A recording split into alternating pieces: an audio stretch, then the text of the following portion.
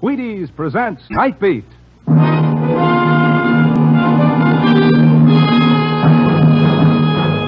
On stage tonight, transcribed from Hollywood, Night Beat, another in the Wheaties' big parade of exciting half-hour presentations. Night Beat.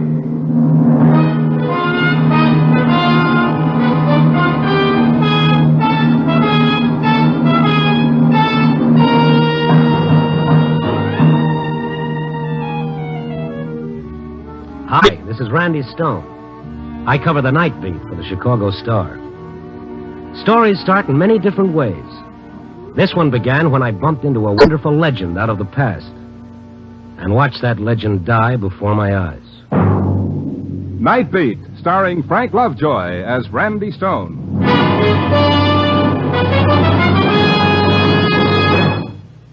The Jackie Robinson story should be showing at your neighborhood theater very soon, and I'm mighty proud to suggest that you go and take the family.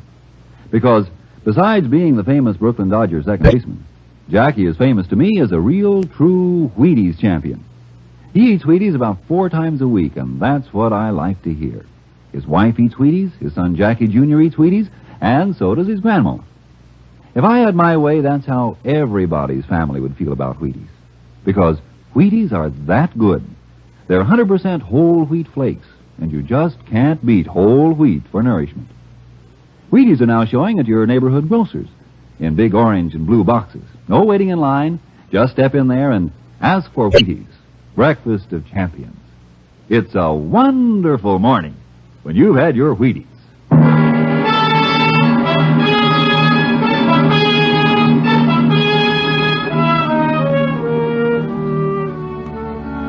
You know, I guess the one thing that makes a newspaper guy like me different from any other working stiff is that while a bookkeeper works with numbers, a carpenter deals in wood, and a miner sweats over coal, a newspaper man, well, all he works with is people. What makes them laugh and dance in the street, what makes them cry in the night. But just the same, like most kinds of work, this has its occupational hazards, too. Being a newspaper man doesn't give you painter's colic or housemaid's knee. But sometimes it can sure do some lousy things to your heart. It was my night off. I had a date with a little blonde at the information desk. You know, the girl who tells you where to go after you tell her what you're looking for. I finally talked her into going dancing. I was supposed to pick her up at 9 o'clock. Only here it was 8:30, and I was still trying to find a flower shop to buy her a corsage. I'd walked to the edge of Skid Row when I finally spotted this place, a little florist shop in the center of a shabby office building. Looking through the window, I saw a gray-haired old lady pinning a boutonniere on the lapel of a chunky fellow in a shiny blue serge. As I came through the front door, the fellow spun around like he was expecting the worst. Will you hold still so I can get this flower in place? I'm sorry, Mrs. Dunlap.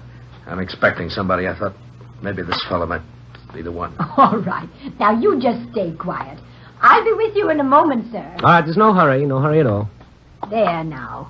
Isn't that beautiful? My husband set it aside especially for you. Tell your husband thanks. I don't know, no matter how punk I feel, if I get a fresh flower in my lapel, it picks me up better than a shot of raw gin. How much do I owe you? 50 cents. Here you are. Oh, I'll pick it up. You seem upset tonight. This person you're going to meet must be quite important. Yeah, he sure is. He's the man who's going to put me out of my misery. What? Sure. Tell your husband next time I need a flower, he better make it a nice white lily. Goodbye. That fella's sure upset. Oh, poor Tom Paxton.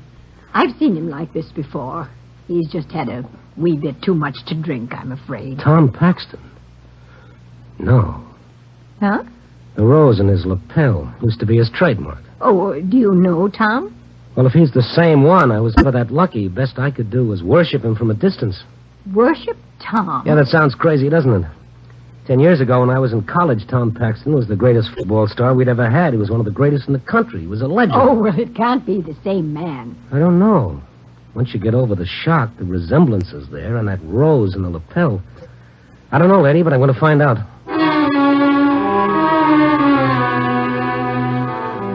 I went out the side door of the florist shop into the lobby. And there was Tom standing in the dark pushing the button for the elevator.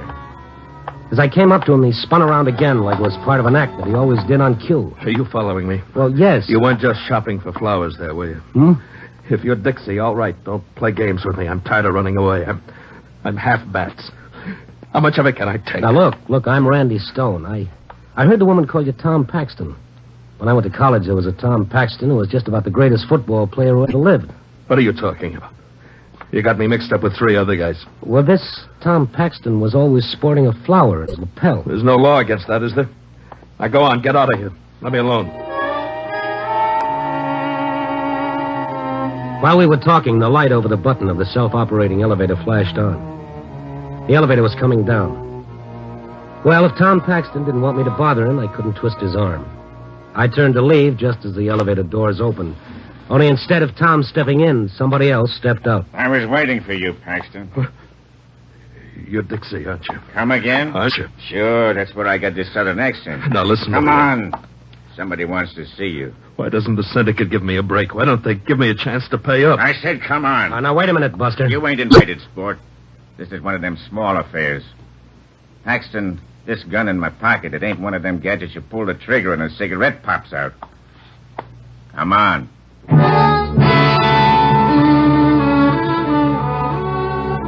Tom and the mug went out to a small black sedan parked at the curb. As the car raced down the street, I ran across the lobby into Dunlop's flower shop and called the police. When the squad car arrived, I told the boys what little I knew. We found Tom's office on the 4th floor. It told me more about his life since he left college than a 600-page biography. A battered couch, a filing cabinet with nothing filed away except a half-empty bottle of gin, and a beaten-up desk that gave up a couple of old racing forms. And then on the wall behind the desk, I saw something that really grabbed my heart. A picture of the college football team, with Tom right in front with a pigskin in his arms, smiling defiantly like nothing bad could ever happen to him. I hung around after the police left. The picture made me feel low. I wondered how many beatings you had to take to go from All-American to Skid Row to maybe the county morgue. Then the office door opened, and Tom was standing in the doorway. Only he looked different. He didn't seem to be so frightened anymore. Well, I hear there were cops all over the place. What are you trying to do, get me some publicity? Did Dixie give you a stay of execution? No, that wasn't Dixie. Just one of Frank Burr's tough guys. Burr, the big-shot Politico? Yeah, that's right. Had a little assignment for yours truly. Oh, yeah? How many times do you have to vote for him? No, it's nothing like that. I'm going to conduct a little investigation. Yeah, so you remembered the old halfback, huh? I thought you didn't know what I was talking about. Oh, well, I had a lot on my mind downstairs. Wasn't in any mood to chew the fat. Yeah, what are you doing these days? I work on a newspaper. Oh, is that so? Uh-huh. Well, me, like you see, I went into the investigating game. It's not much of an office, but if big shots like Burr come to me, I guess it's not so bad, huh? No, I guess not. Say, this fella Dixie I mentioned, I don't want you to get any funny ideas about him. I just gambled a little over my head, like anybody does now and then.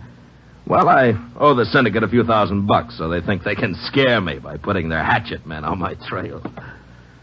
Only if you remember Tom Paxton, no, he don't scare so easy. Right? That's right. Yep.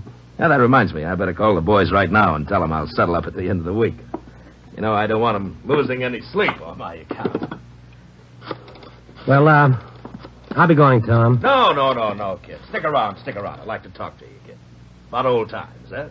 All right, okay, Tom. Hello, Jack. Hiya, kid. This is Tom Paxton. Say, look, baby, I got some good news for you. I'll be able to settle with you boys at the end of the week. Well, I know I have, but this time it's on the level.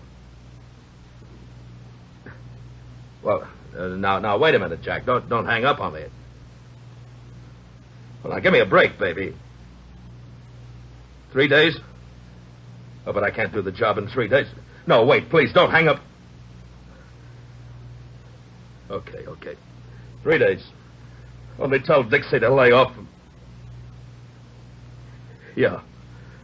Thanks, Jack. Thanks a lot. 3 days. How am I going to find him in 3 days? Tom, if there's anything I can do... What? Oh, yeah. Yeah, there's something you can do. You can clear out of here. So you found me out, huh? That make you feel good or something? Oh, now look. Maybe if you'd taken the beatings I have, maybe if you'd been crossed up, stabbed in the back, slugged, cheated as many times as I have, you... Oh, what am I telling you for? Go on, get out of here. Sure thing. So long, Tom. No, wait a minute. Yeah? Look, you being a reporter, you could get into records I couldn't even touch, couldn't you? Well, I think so. Look, if I had a week, I could do it on my own, but I've got to find him in 3 days. Who do you have to find in 3 days? Look, Stone, I'm not going to kid with you anymore. I've got to make good on this job Burr gave me. I've got to get that fee. If I don't, this guy, Dixie, will... Who is this guy, Dixie? Well, that's what drives me nuts. Nobody knows, only the Syndicate. Well, why don't you go to the police? No. Cops are out of my line. If I could clean this job up in 3 days, Burr will pay me $5,000, and I'll be all right. It's like I've always said. All you need in life is one good break. And after that, you can roll on your own. Well, what about Burr? Well, for a big shot, he's sure plenty scared. Says the newspaper's trying to destroy him. Oh, so?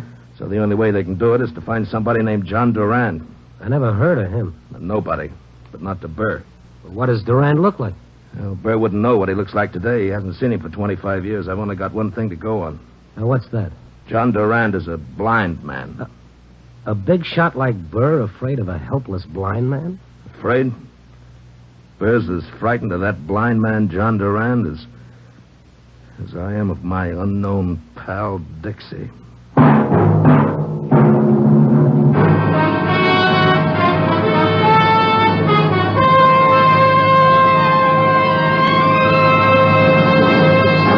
General Mills is bringing you Night Beat, starring Frank Lovejoy as Brandy Stone. You know, it's a wonderful morning when you've had your Wheaties. You bet. You get up, you stumble out of bed. Well, you do, don't you? But when you get to the Wheaties, everything looks brighter. Because these are the toastiest, crispiest, friendliest little whole wheat flakes you ever shook a spoon at. They're nice to be with at the breakfast table, Wheaties are. Good as they are, with the rich, full, nut-like taste of good whole wheat. And that whole wheat, brother, what that whole wheat can do for you. You can honestly, truly do a better job, work easier, get through the morning happier when you start a better breakfast with Wheaties. So, if you plan to get up in the morning, plan to join the rest of the smart people who are getting up to Wheaties. Pour on the milk, put on the fruit, pick up the spoon, and enjoy yourself. Wheaties, breakfast of champions. Breakfast for you. It's a wonderful morning when you've had your Wheaties.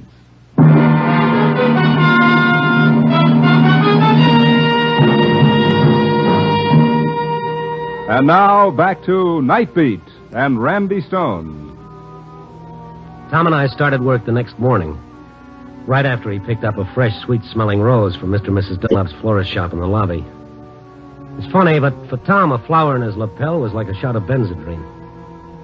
After that, we split up. I went down to the paper to have a talk with the political editor. Yes, everyone interested in clean government was trying to wash that Burr right out of their hair. But so far, nothing definite had turned up against him. Only a funny blank space in Burr's biography, a blank space that happened 25 years ago. And I got that ever-loving jackpot feeling. 25 years ago, that's when John Durand, the blind man, entered the picture. Tom and I had to find that blind man, and we had 3 days. Randy, I'm calling from City Hall. I've checked all the city directories. No John Durand. Oh, that's great. I visited every agency that helps the blind. Nobody's ever heard of him. Well, what are we going to do, Randy? What else can we do? We keep looking. He's not on any credit report. His name's never appeared on any police blotter. Well, we're running out of time. Well, nothing to do but keep looking. I've been going through the records over at the county building. I can't find a trace. We've got only 1 day left, Randy. The syndicate gave me till midnight tomorrow. What are we going to do? What we've been doing right along. Keep looking. The third day, we started making the rounds of all the hoodlum hangouts. The bars, the pool halls, the mangy little side-street flop houses. I took one section of the city, and Tom took the other. And late that night, in one of those flop houses, I got the shock of my sweet life. No, nobody named John Durand ever stopped here. Well, I thought he might have stayed here under a phony name. He's a blind guy. Yeah, I know all about him, mister. You what? What did this poor sucker do anyhow? Every hoodlum I know is looking for him. What are you talking about? Just what I said. Every guy in town who'll cut a throat to earn a buck is looking for John Durand.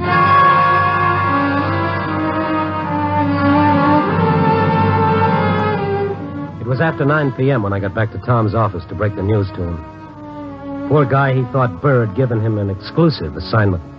And all the time, Burr had set up a private manhunt.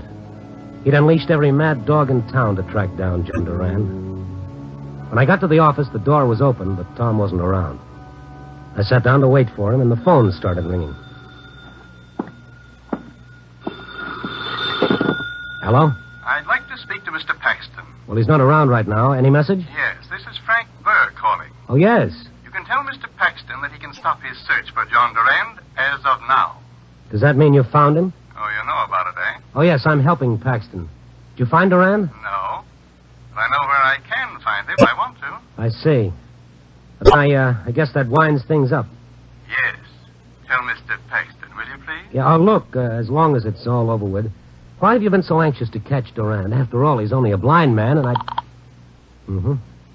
I'll ask a silly question. You give a silly answer. I had just hung up the phone thinking, poor Tom, now there's no way out for him. His 3 days were just about all washed up. Now there was nobody left but his friend Dixie.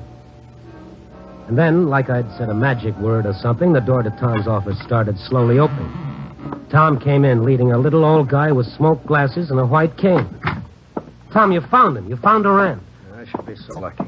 No, this is Mr. Graham, one of the directors of the Institute for the Blind. Hello. How do you do? I'm going batty, banging my head against walls. I figured maybe Mr. Graham might give us a lead. Oh, Mr. Graham, this is Randy Stone. How do you do, sir? I hope I can be of service. Oh, thank you, but I'm afraid it's too late, Mr. Graham. Too late? What do you mean? Well, Burr just called. He's found Durand. You can forget that $5,000 fee. You're fired. And Dixie comes into the picture again. The Syndicate gave me only until tonight. Yeah, excuse me while I make a call. Who are you calling? About 2,000 cops. Hang up the phone, Randy. What are you talking about? You need them now. Hang it up. Don't be nuts. All right, I'll hang it up for you. Now, what's that for? Calling the cops. Big deal. Maybe it would delay my trip to the morgue, but if that's the best I can get, it's no soap. The cops would protect you? Sure, for a week, 2 weeks, maybe even a month. But then what? Dixie would still be waiting. He's never missed an appointment. They'd pick him up before he reached you. There's a couple of small laws about killing people. How would they pick him up? They wouldn't even know who to look for. Gentlemen, I seem to be intruding. If one of you will lead me to the elevator, Oh. You lead him, Randy. Then you get on the elevator right with him. Thanks for the track. Oh, now, wait a minute. Beat it, will you? I'm expecting a guest. Mr. Graham, before we leave, for my own amazement, I want to ask you something. Yes? Can you think of any reason why a powerful man like Burr should be afraid of a helpless blind man? Well, of course, that's hard to say. Randy, will you get out of here, the both of you? Unless, of course, the man saw something just before he went blind that would incriminate Mr. Burr. Hmm? Yes. You see, the blind never forget the last thing they see before they go blind. It stays alive in their mind until the moment they die. Well, then, if Durand had been a witness to a crime Burr committed and then went blind... That would indeed make him the greatest possible menace to Burr. Well, then that's it. Hooray for our side. A lot of good it does me now. I can tell you how it was when I went blind. It happened quite suddenly, as the doctor said it would. I was out in the country with my family. Wildflowers everywhere. And now that my blindness has made me so overly sensitive to the lovely scent of flowers, the picture is even more real. You know, it's a strange thing about flowers. The blind man kept talking softly, more to himself than to us. Tom had spun his swivel chair around so that he was looking out of the window. The back of his shirt collar was soaking wet. I knew the pressure was building up inside him like steam in a boiler. Absently, he'd been taking the ever-present flower from his lapel, and he was tearing it apart with nervous fingers. And then Tom's back stiffened. He was staring through the window down at the dark street. I looked over his shoulder. A big car had stopped a short way down the street. A heavy-set, well-dressed man had stepped out. As he passed under the street lamp in front of the flower shop, I recognized him from his pictures. Burr. It's Frank Burr. Tom's voice sounded cockeyed. I looked at him. His face was falling to pieces like an overripe melon. He was looking at the flower he'd taken from his lapel. Mrs. Dunlap, she won't like what I'm doing to her flower. Always so proud because her husband could select sweet-scented flowers. Graham, what did you say before? Now that my blindness has made me sensitive to the scent of flowers. Yes, I... Mr. Dunlap, the florist. I never had a good look at him. He was always puttering around and back. You think... I know. John Durand was always just downstairs in the lobby. And there's still time for me, Randy. There's still time.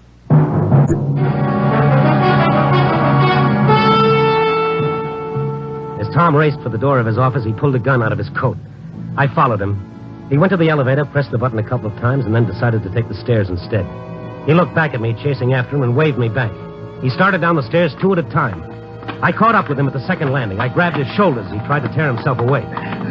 Let me go, Randy. Let me go. What do you mean there's still time? What are you going to do down there? Randy, I'm telling you to let me go. Answer me. What are you going to do? Sure, I'll answer, you overboy. What do you think Burr was going to pay me $5,000 for? Just to give him Durand's address so he could send him nasty letters?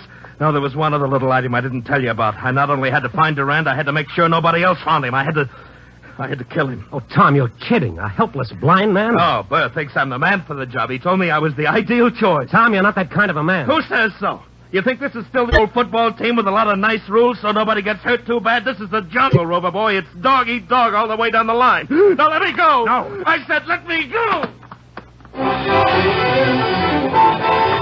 He broke away and took off the stairs again. But Tom had put on a lot of fat since college days, and walking the night beat had kept me lean. I caught up with him just as we reached the lobby. Randy, I'm telling you to lay off of me. Now leave me alone. You're going to listen to reason. All you need is one good break. Well, this is mine, and I'm going to take it. Now let me go. You're crazy. I can't let you do it. You'll have to let me do it, Randy. You're just going to have to let me do it. Tom brought the gun barrel down on my head. My knees turned to ginger beer. I reached for the wall to keep from falling, but the wall fell right with me. I tried to cry out, but all I could manage was a wheeze. Helplessly, I watched Tom with the gun still in his hand go through the lobby entrance into the florist shop. Oh, Tom. What on earth are you doing with that gun? At that moment, the front door opened, too, and Mr. Burr came into the shop also carrying a gun. Don't do this. What a spot for a chorus of all lang syne. What's going on? Mr. Paxton, what is this? Is the job still mine? A smug little smile crossed Burr's face as he put his own gun away. Sure, why not, Paxton? A deal's a deal. He's in back working on his flowers. But it'll have to be her, too. Oh. Okay. No! Please! Tom! Tom raised his gun as old lady Durand started running for her husband. And then Tom seemed to hesitate, like something was going through his mind. Go on. What are you waiting for? Maybe Tom was thinking about his last 10 years on Skid Row when he'd never done one decent thing, and maybe he thought it was time to start. Go ahead and get it over with, Paxton. Suddenly, Tom swung the gun away from the cowering Durands and began shooting. There wasn't even time for that smug smile to leave Burr's face as Burr slowly crumbled to the floor. After that, everything started getting foggy for me. By the time the police arrived and splashed cold water on my face, Tom had gotten away, disappeared into the night. Burr was dead, and now John Durand wasn't afraid to talk. 25 years before, Burr had been a punk in the rackets. There'd been a bombing. One man killed, John Durand blinded. And the picture Durand carried in his mind, the last thing he saw before the lights went out forever, was Burr throwing that bomb. After that, Durand was afraid Burr would try to finish the job, so he changed his name and went into hiding. I told the cops about the gambling syndicate that had been hounding Tom, and they went after the boys. And all in all, it was quite an evening. Then around 3:30 in the morning, while I was sitting up in my office trying to bat out my night beat story, my telephone started ringing. Yeah?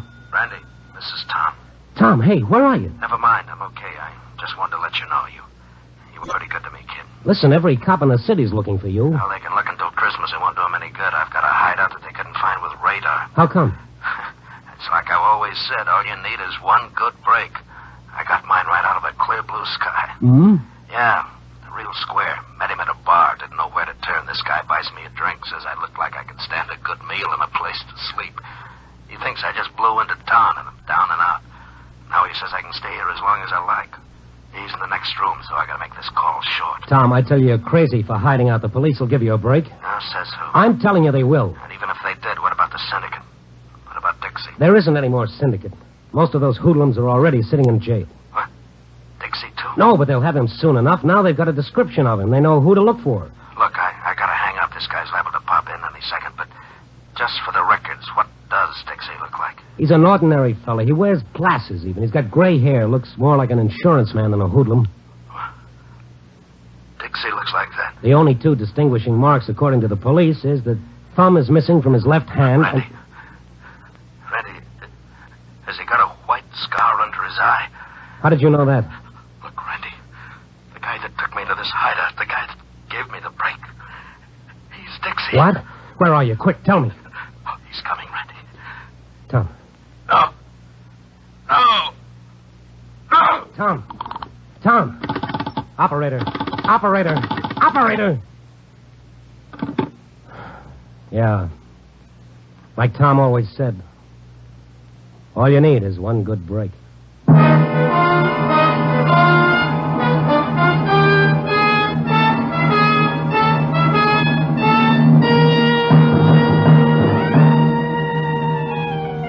Tomorrow? Sure, a nice, pleasant morrow coming right up. Well, maybe not so pleasant. Tom had been dead a long time before Dixie caught up with him.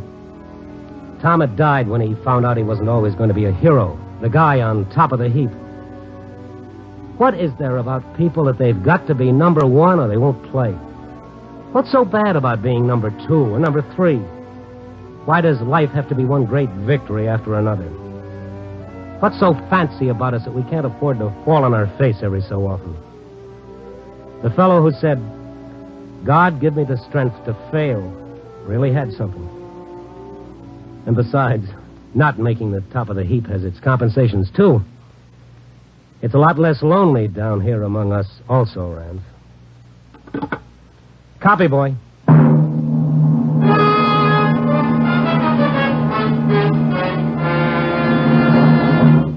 You are listening to Night Beat on the Wheaties Big Parade.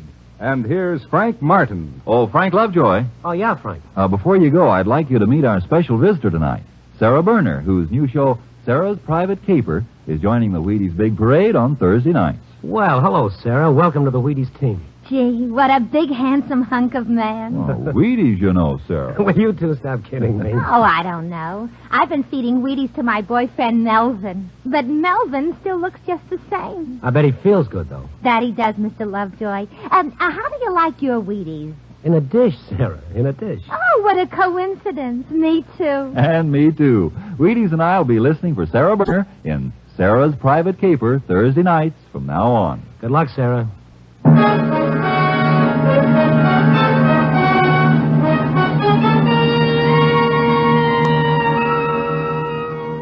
Night Beat, starring Frank Lovejoy, is produced and directed by Warren Lewis. Written and edited by Larry Marcus. Music by Frank Worth. The part of Tom was played by Bill Conrad. Others in tonight's cast were Jeanette Nolan, Ted Von Eltz, and Norman Field.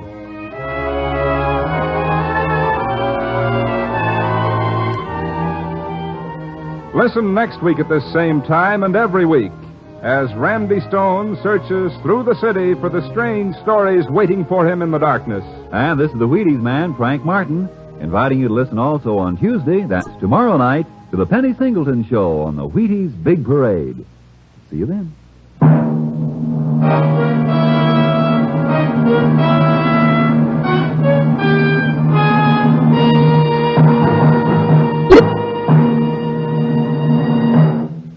Night Beat came to you transcribed from Hollywood.